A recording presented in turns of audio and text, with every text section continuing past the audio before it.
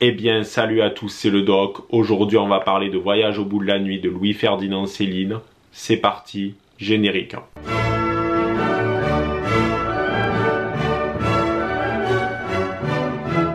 En 1932, Louis-Ferdinand Céline, médecin de formation, publie son premier roman, Voyage au bout de la nuit. C'est un succès de librairie et l'auteur remporte le prix Renaudot, mais rate de peu le prestigieux prix Goncourt. C'est pas grave, pourquoi? Parce que Voyage au bout de la nuit va vite être considéré comme un monument de la littérature, aussi bien en France qu'à l'étranger, et tout le monde salue le fait que Céline a révolutionné la littérature. Pourquoi? Parce que c'est un roman avec une écriture parfois vulgaire, familière, et qui utilise de l'argot. Et donc, incontestablement, Louis-Ferdinand Céline est un grand auteur. Mais depuis quelques décennies, il y a une volonté de le balayer d'un revers de main parce que Céline a écrit des pamphlets antisémites.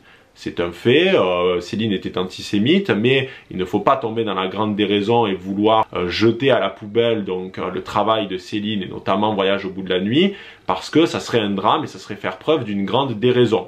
C'est un peu la chansonnette. Encore une autre, donne-nous encore une, hein, dis donc je t'en prie. Ah, encore une, ah, j'en veux une bonne. Bon, ça c'est de la connerie. Cette vidéo va avoir pour but de présenter Voyage au bout de la nuit et les thèmes qui sont abordés. Louis-Ferdinand Céline, il faut savoir qu'il se considérait lui-même comme un anarchiste. Il disait, je cite, « Je me refuse absolument tout à fait à me ranger ici ou là. Je suis anarchiste jusqu'au poil. Je l'ai toujours été et je ne serai jamais rien d'autre. » Mais cette vidéo ne va pas avoir pour but de parler de la vision politique de Céline. On va surtout parler donc de Voyage au bout de la nuit et des pérégrinations de Ferdinand Bardamu, qui est l'alter ego de Céline. Donc qu'est-ce que ça raconte Voyage au bout de la nuit? C'est l'histoire de Ferdinand Bardamu, qui est donc un jeune étudiant de médecine qui décide d'un coup de tête de s'engager auprès des troupes françaises dans le cadre de la Première Guerre mondiale. Il va donc finir sur le front et voir à quel point la guerre est une boucherie, surtout donc la guerre des tranchées, et à quel point donc cette dernière est absurde. Il ne va pas comprendre qu'est-ce qu'il fait là et il trouve qu'il est même inutile. Il déteste son commandant qui est un véritable salopard et il lui souhaite sa mort. Mais Bardamu va avoir de la chance, il va rencontrer un ami qui s'appelle Robinson et qui est déserteur. Et en plus de ça, donc Bardamu va être blessé, ce qui fait qu'il va être envoyé à l'hôpital militaire. Là-bas, il rencontre Lola, une infirmière américaine avec qui il a une relation exclusivement basée sur le sexe. Mais cette dernière donc va rompre avec Bardamu parce qu'il a un syndrome de stress post-traumatique et donc des hallucinations. Ces hallucinations, ça va mener Bardamu à l'hôpital psychiatrique où il va être pour de bon réformé. Mais ça l'arrange, il n'aime pas la guerre, il trouve que c'est inutile et que ça sert à rien. Donc pour lui c'est tout bénef. Il décide donc de quitter en bateau la France pour aller dans l'Afrique et les différentes colonies. Mais le voyage se passe plutôt mal parce qu'il a acheté son billet et les gens donc dans le bateau, qui sont pour la plupart des militaires, pensent que c'est un déserteur. Ils essayent de le tuer, il est obligé de tenir un discours patriotique auquel il ne croit absolument pas. Et il arrive donc à s'enfuir du bateau pour donc aller vivre des aventures sur les terres africaines. Là-bas, il se rend compte à quel point la colonisation peut être violente et c'est en quelque sorte le prolongement de la guerre. Donc il a véritablement des rapports antagonistes entre les colons et les colonisés. Et c'est pour ça que donc des hommes comme Jean-Paul Sartre avaient beaucoup aimé Voyage au bout de la nuit parce que ça dénonçait la colonisation, etc. Et qui pensaient que donc Céline était un homme de gauche, mais quand ils ont commencé un peu plus à le connaître, ils ont vite rétropédalé. Donc Bardamu recroise son ami Robinson, mais il le reconnaît à peine. Pourquoi? Parce que il a attrapé la malaria. Il se retrouve donc à embarquer pour un bateau espagnol direction les États-Unis. Alors pour Bardamu, aller aux États-Unis, c'est une chance immense. Pourquoi? Parce que c'est le pays de tous les possibles, c'est le rêve américain et c'est en quelque sorte le phare dans ce voyage au bout de la nuit. Mais arrivé là-bas, patatras, c'est la désillusion, c'est la pauvreté, c'est des quartiers pourris et il se sent incroyablement seul. Il découvre le cinéma et Broadway certes, mais il se rend compte que pour que certains puissent vivre leur rêve américain, il faut des esclaves. Il retrouve Lola, à qui il lui soutire de l'argent pour aller dans la ville de Détroit. Là-bas, il devient ouvrier dans une usine Ford et il connaît donc le taylorisme et le Fordisme, c'est-à-dire la répétition de petites actions afin donc de produire un maximum dans un minimum de temps. Et il rencontre donc dans cet enfer Molly, qui est une prostituée, le personnage le plus gentil et doux de tout l'ouvrage. et cette dernière aime profondément Bardamu. Mais Bardamu c'est un lâche, on l'a vu tout le long donc, de l'ouvrage, et il décide de retourner en France pour terminer ses études de médecine. Une fois médecin, il s'installe dans la banlieue de Rancy, qui est une ville extrêmement pauvre, mais il est absolument dégoûté de son métier parce qu'il a l'impression d'être inutile, puisque les gens arrivent parfois avec des maladies incurables, etc. Et il les plaint tellement qu'en fait il ne veut pas être rémunéré pour les soigner. Donc il va en plus vivre lui aussi dans la misère autour donc d'une sorte de cour des miracles. En plus de ça, Bardamu il va être mêlé à une sorte d'affaire judiciaire un petit peu sordide, puisque parmi ses patients, il y a une famille qui souhaite donc tuer leur propre mère parce que cette dernière commence à devenir vieille et sénile. Et cette famille va engager Robinson qui va être en quelque sorte le tueur à gages. Pendant la tentative d'assassinat, Robinson ne va pas réussir à tuer la vieille dame, et en plus de ça, il va finir aveugle provisoirement. Et il va décider donc de partir pour Toulouse avec sa victime. Délirant quoi. Bardamu, il est dégoûté du taf de médecin et il décide donc de devenir provisoirement un membre d'une troupe de théâtre. Mais ça lui plaît pas non plus et il part pour Toulouse où il retrouve donc Robinson qui a une nouvelle fiancée qui s'appelle Madelon, qui va devenir également l'amant de Bardamu. Bardamu va retourner donc à Paris et travailler dans un hôpital psychiatrique et va se lier donc d'amitié avec le directeur de ce dit hôpital, le docteur Bariton. Mais le docteur Bariton a tellement côtoyé des gens qui étaient malades que lui-même devient fou et il décide donc de lui aussi voyager aux quatre coins du monde, d'errer en quelque sorte, de vagabonder, et il laisse donc les clés de l'hôpital à Bardamu. À ce moment-là dans l'ouvrage, Bardamu il est dans une sorte de stabilité. Mais voilà que Robinson revient dans sa vie, son ami, qui est également le fil rouge de tout voyage au bout de la nuit, mais patatras, il est tué par Madelon, car Robinson donc a rompu avec cette dernière et qui ne veut plus la voir. Et Bardamu finit le roman au bord d'un caniveau, dégoûté.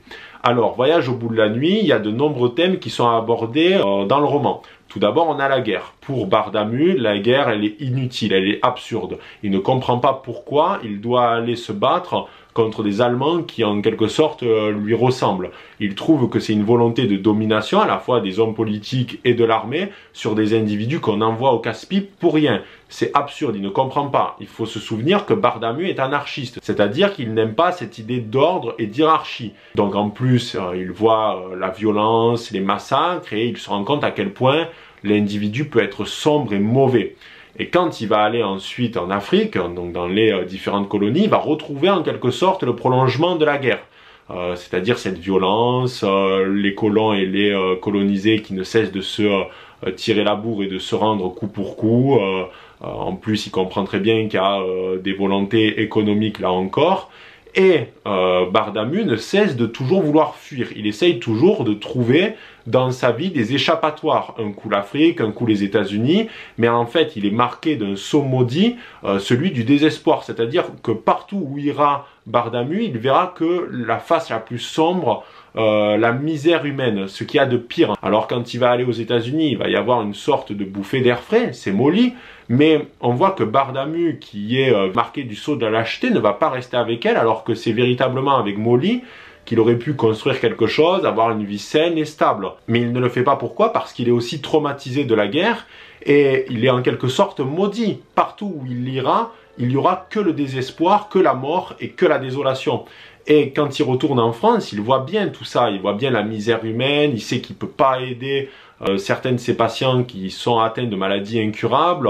En plus, il voit que certains sont mauvais, c'est-à-dire notamment avec cette famille qui souhaite tuer donc leur propre mère. Et Bardamu ne voit que la part d'ombre de l'homme. C'est que la vraie inspiratrice, c'est la mort, n'est-ce pas? Si vous ne mettez pas votre peau sur la table, vous n'avez rien. Il faut payer. Dans le chapitre sur les États-Unis, on se rend compte à quel point la ville écrase également les individus. Et à l'usine, c'est pareil. On doit aliéner l'ouvrier pour qu'il puisse produire un maximum et pour que certains puissent vivre leur rêve américain. Bardamu est très critique du modèle capitaliste et de la surproduction. Il ne valide absolument pas parce que pour lui, on sacrifie des individus. En réalité, Bardamu n'aime pas cette idée de domination, que ça soit la domination de l'armée sur les soldats, que ça soit la domination des colons sur les colonisés, que ça soit la domination du contremaître ou du patron sur l'ouvrier, et que ça soit également la domination du médecin donc dans l'hôpital psychiatrique sur le patient. Et en fait, le fait que Bardamu finisse à l'hôpital psychiatrique, ça répond à une certaine forme de logique puisque c'est l'aboutissement de son voyage. Tout le voyage que Bardamu a fait, donc des tranchées jusqu'à l'hôpital psychiatrique, c'est une suite logique. Il a sondé la nature humaine, il a vu ce qu'il y avait de pire, et forcément ça l'amène donc dans un hôpital psychiatrique parce qu'il risque de devenir fou. Alors, c'est ironique parce qu'il n'y est pas en tant que patient, mais on sait que dans son aventure, il y a été en tant que patient. Donc Voyage au bout de la nuit, c'est en quelque sorte une boucle de violence, de désillusion et d'errance. C'est un vagabondage. C'est un vagabondage où Bardamu espère à un moment donné trouver une sorte de paix intérieure, mais il ne la trouvera pas. Après, c'est aussi parce qu'il ne la veut pas, puisqu'il pourrait très bien donc se mettre avec Molly, parce que Molly de tout Voyage au bout de la nuit, c'est le personnage qui est la plus douce dans ce monde de brutes. Mais même Bardamu se la refuse, parce qu'il sait aussi qu'il est sombre, c'est-à-dire que lui aussi, il a commis le pire. Et il commet le pire donc tout le long de l'ouvrage. À un moment en particulier, je ne vous divulgage pas tout non plus. Donc, Bardamu a goûté à la part d'ombre de l'individu, et c'est parce qu'il en a goûté qu'il est conscient que l'humanité entière est pourrie. Elle est pourrie et elle est donc vouée à l'errance. Et Bardamu est voué à cette même errance. Ce qui fait qu'à la fin, il se retrouve donc au bord de ce caniveau et il va continuer à errer sans cesse jusqu'à la fin de ses jours. Mais Voyage au bout de la nuit nous dévoile bien les idées politiques de Céline, c'est-à-dire ce refus de cette hiérarchie, ce refus de cette domination et ce refus donc à quelque chose qu'il estime être absurde. Il prend en quelque sorte pour une forme de liberté totale. Et d'ailleurs l'errance de Bardamu représente cette liberté, ce vagabondage. On aurait pu lui offrir des sommes les plus fantastiques. Lui qui aimait tant sa liberté, ça aurait pu lui permettre absolument de faire ce qu'il voulait, c'est-à-dire partir au bord de la mer. Il n'aimait que l'eau et les bateaux. Oui, donc l'argent pour lui c'était l'indépendance et de faire ce qu'il veut, c'est-à-dire partir sur un bateau. Et puis c'est tout. Disparaître dans la mer. La seule chose qui suit toujours Bardamu, c'est Robinson, son ami, qui finit donc par mourir et le roman se finit à la mort de Robinson. Mais c'est également donc ce sceau du malheur qui est donc gravé au plus profond de l'âme de Bardamu. Donc en fait, il ne trouvera jamais la paix. Et d'ailleurs, en fait, la mort de Robinson est un petit peu donc la quintessence de tout ça, même si ce dernier est également animé par le mal, c'était son ami, et à partir de ce moment-là, Bardamu a perdu donc toute considération vers la nature humaine. Alors là, en plus, donc avec le meurtre de son ami par une femme, ça le dégoûte également de ce qui pourrait être, on va dire, le seul échappatoire possible, c'est-à-dire constituer une famille, et il se rend compte que même ça, en fait... c'est pourri. L'amour, ça avait une grande importance dans sa vie? Aucune. Et ainsi, donc, Voyage au bout de la nuit porte parfaitement son titre, puisque c'est le voyage dans tout ce qu'il y a de plus sombre, de plus noir, de plus malsain. Et Bardamu, c'est le catalyseur de tout ça. Tout le long de son voyage, en fait, son âme va être de plus en plus noircie par ce qu'il va voir, par ce qu'il va vivre. Et lui-même en est conscient. Alors attention, à des moments, il peut faire preuve d'humanité. On voit qu'il est touché par la détresse des gens, par la détresse des animaux. Mais malgré tout, il n'a aucun espoir. Il est rongé par le nihilisme. On ne peut pas lui en vouloir parce que partout où il va, en fait, c'est le chaos, c'est la destruction, c'est la mort et c'est la désillusion. Et toujours avec cette idée de domination des individus sur des opprimés. Voilà, j'espère que cette vidéo vous aura plu, elle était absolument pas préparée, j'ai tout dit en fait du tac au tac. J'ai réagi parce que c'est un ouvrage qui est véritablement majeur, il faut le lire. Alors c'est certes très bien écrit, mais c'est véritablement un roman dans lequel il faut se plonger à corps perdu, parce que c'est également parfois très lourd. C'est un livre qu'il faut lire avant de mourir. Et je peux vous garantir que vous le regretterez pas. Voilà, en tout cas, j'espère que cette vidéo vous aura plu. Je t'invite à aimer, commenter et à partager. Et nous, on se retrouve très bientôt pour une prochaine vidéo. C'était le Doc. Ciao les barons.